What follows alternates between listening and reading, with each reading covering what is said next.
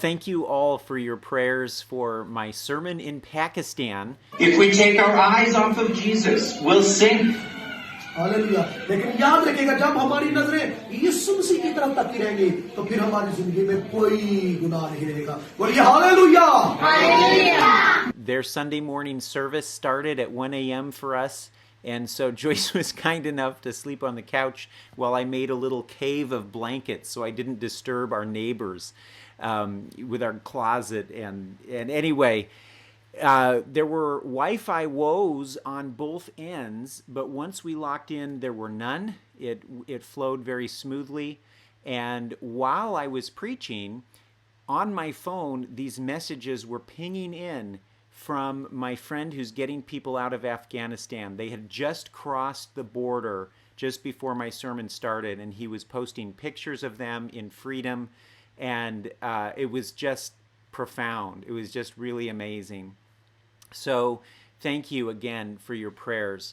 My prayer request is for my friend who is trying to use a $500,000 credit for a plane. It's already been paid for to go into Afghanistan, and they're trying to switch it so that instead of bringing 30 tons of food, they can bring in more like 3 tons of food, 3 tons of food on a passenger jet so they can get out more than the 6 people that a cargo plane would be rated for. They want to get out closer to 400 people, and they have at least that many lined up, vetted. These are people who have helped America, and as I told the people in Pakistan, some of these people coming out don't know the Lord yet, but they know that it's not the Muslims, it's not the atheists that are helping, it is evangelical Christians. It is in the name of Jesus Christ that these people are being rescued. I got to speak to one of them in the Abu Dhabi airport. He was not in the group that crossed the border. He crossed earlier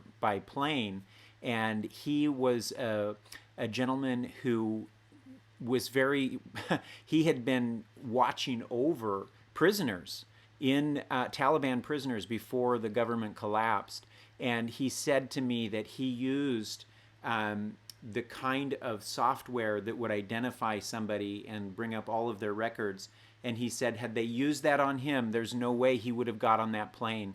And even then, they questioned him. They had a letter from a doctor saying his daughter needed to be treated outside of Afghanistan. And they asked him, why don't you get treated in Pakistan? And he said, because I don't have a visa for Pakistan. I have a visa for another country. And so they let him board.